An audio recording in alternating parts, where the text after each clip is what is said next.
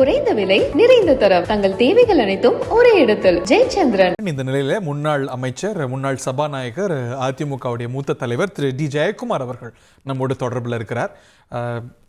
அதிமுக நேற்று புறக்கணிப்பு அறிவிப்பை வெளியிட்டது. இன்று பிஜேபி ஒரே சிங்கில தான் இருக்கீங்க போல. வணக்கம், ஜெயக்குமார் பேசுறேங்க. ஒரு விஷயம், அதாவது நேற்று பொதுச் செயலாளர் பொறுத்தவரை ஒரு தெளிவான அறிக்கை. அதில் ஒட்டுமொத்தமா ஒரு ஜனநாயக படுகொலையை திமுக நிகழ்த்தும், இது புதிதல்ல. ஏற்கனவே ஈரோடு கிழக்கு சட்டமன்ற இடைத்தேர்தலில் நடைபெற்ற அவலங்கள் அதெல்லாம் கோடிட்டு காட்டி என்னென்ன அவலங்கள் தெரியும். பட்டியல் அடைக்கிறது, காலில இருந்து டிஃபனு, மதியானம் சாப்பாடு, யூனிஃபார்ம் துட்டு, எதிர்கட்சிகளுக்கு பேச எதிர்கட்சிகள் கூட்டத்துக்கு போக கூடாமல் தடுக்கிறது, வீட்டுக்கு வீடு பணம் கொடுக்கறது, கொள்ளையடிச்சத, அதுக்கப்புறம் 10 பாத்திரம் தேய்க்கிறது, சாமான் தேய்க்கிறது, ஒட்டுமொத்த அமைச்சர்கள் முகாமிடுறது, தமிழ்நாடு ஃபுல்லா கட்சிக்காரர்கள் முகாமிடுறது, ஒட்டுமொத்த ஒரு கூட்டம். இதெல்லாம் இவங்க மட்டுமா செய்றாங்க? உங்க ஆட்சி காலத்துல பார்த்தது இல்ல? எல்லா மந்திரிகளும் அங்கதானே போய் நின்னாங்க இடைத்தேர்தல். வரேன், ஜனநாயகம் கேலி குத்து நடக்கும். நீங்க சொன்னீங்களே எங்க ஆட்சின்னு. எங்க ஆட்சி ஆளுங்கட்சியா இருக்கும்போது 22 சட்டமன்ற தொகுதிக்கு தேர்தல் இடைத்தேர்தல் நடந்தது. அந்த இடைத்தேர்தல் ஒரு சுதந்திரமா நியாயமா நேர்மையா நடந்ததுனால்தான் 12 தொகுதி அவங்க வெற்றி பெற்றாங்க, நாங்க 9 தொகுதி வெற்றி பெற்றோம். அது பொது தேர்தலோட சேர்ந்து வந்தது, நாடாளுமன்ற பொது தேர்தலோட. எது எப்படி இருந்தாலும் எங்க சட்டமன்றத்துக்கு அது தேர்தல் தானேங்க. அது அந்த தேர்தல் சட்டமன்றத்துக்கான தேர்தல் சொல்லும் போது நாங்க முழுமையா இதே போல திமுக காட்டுற இந்த ஜனநாயகத்தை படுகொலை செய்யற வேலையை நாங்க பண்ணியிருந்தா 22 ஜெயிச்சிருப்போம். நாங்க அந்த மாதிரி ஒரு கீழ்த்தரமா அந்த வேலைகள் நாங்க செய்யல.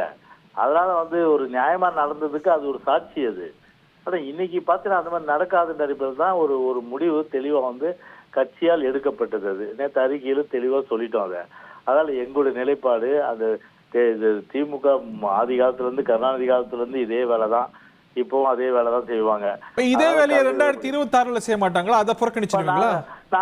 நாங்க நேத்து விலகணும்னா உடனே என்ன சொன்னாங்க, பிஜேபியோட பாத்தீங்கன்னா கள்ள கூட்டணி, அவங்களுக்கு வழி விடுறது. இப்ப இன்னைக்கு பிஜேபி விலகிச்சு இல்ல, இன்னைக்கு பேசி வச்சு முடிவெடுத்தீங்களோ? இன்னைக்கு நீங்க அறிவிங்க, நாளைக்கு நாங்க அறிவிக்கிறோம் அப்படின்னு. அந்த கள்ள கூட்டணியில திமுக தான் கை கலாது. எங்களை பொறுத்தவரை பாத்தீங்கன்னா பிஜேபி ஒரு நிலைப்பாடு எடுக்கிறது, அது அவங்க கட்சி நிலைப்பாடு, அதுக்குள்ள போகல. எங்க நிலைப்பாடை பத்தி நேற்று நாங்க சொல்லிட்டோம், வாட் இஸ் அவர் ஸ்டாண்டுன்னு சொல்லிட்டு. அந்த டெமோக்ராட்டிக் கில்லிங் சர்வசாதாரணம் நடக்கும் இந்த ஆக்சிடென்ட். ஒரு விஷயம் நீங்க தெரிஞ்சுங்க, நீங்க அதாவது பாத்தீங்கன்னா இது ஒட்டுமொத்தமா பாத்தீங்கன்னா எல்லா கட்சிகளும் எதிர்கட்சிகள் யாரும் போடக்கூடாது என்னை பொறுத்தவரை. ஏன்னா நான் எதுக்கு சொல்ல வரேன்னா, அப்போ இந்த எலெக்ஷன் கமிஷனுக்கு புத்தி வரும், ஏதோ கொஞ்சம் யோசனை பண்ணி திங்க் பண்ணுவாங்க.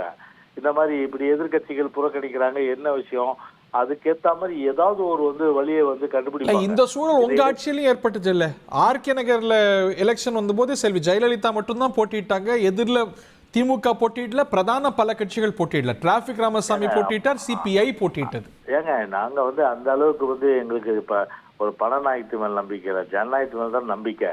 அந்த ஜனநாயகம் தான் அம்மா தேர்தல் இடைத்தேர்தல் நிற்கும் போது அது வெற்றி பெற்றது. பணநாயகம் இன்னைக்கு நீங்க வைக்கிற காரணத்தை அன்னைக்கு எதிர்கட்சிகள் வச்சாங்க.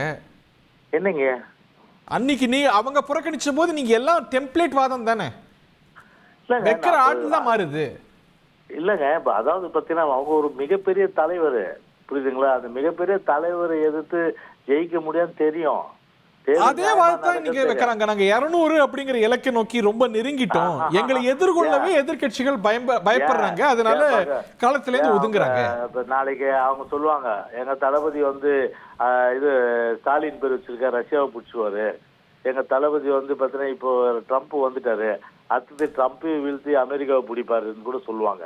கேட்டா நீங்க களத்தில் எதிர்கொண்டா இந்த வாதத்தை அடிப்படலாம்ல, நீங்க களத்துல இருந்து விலகும் போது இந்த வாதத்துக்கு வலு சேருது இல்ல? 2026 வேறங்க. இப்ப இடைத்தேர்தல்ன்றது அதை வச்சு நீங்க அது ஒட்டுமொத்தமா தமிழ்நாட்டோட அரசியல் நிலவரம் நீங்க கணிக்க முடியாது. நீங்க அது அரசியல் நிலவரம் பொறுத்தவரை இடைத்தேர்தல் பாத்தீங்கன்னா முழுமையா ஆளுங்கட்சியினுடைய அதிகார துஷ்பிரயோகம், பண விநியோகம், அத்துமீறல்கள் எல்லாம் சரசரம் நடக்கும். அதனால இதை மோசடியான வெற்றி பெறுவதற்கு எல்லா வித. உங்க பிஜேபி தோழர்கள் எடுத்த முடிவு சரிதான் கருதுறீங்களா? அது அவங்க எடுத்த நிலைப்பாடு, அது அவங்களதான் கேட்கணும். எங்க நிலைப்பாடு எங்களுக்கு நான் சொல்றேன். எங்க நிலைப்பாடு, நாங்க திமுக இந்த ஜனநாயக படுகொலை செய்யற சூழ்நிலை நாங்க நிக்க போது முடிவு செஞ்சிருச்சு. நன்றி திரு டி ஜெயக்குமார். முன்னாள் அமைச்சர் திரு ஜெயக்குமார் அவர்களுடைய கருத்தை கேட்டோம். குறைந்த விலை நிறைந்த தரம் தங்கள் தேவைகள் அனைத்தும் ஒரே இடத்தில் ஜெயச்சந்திரன்.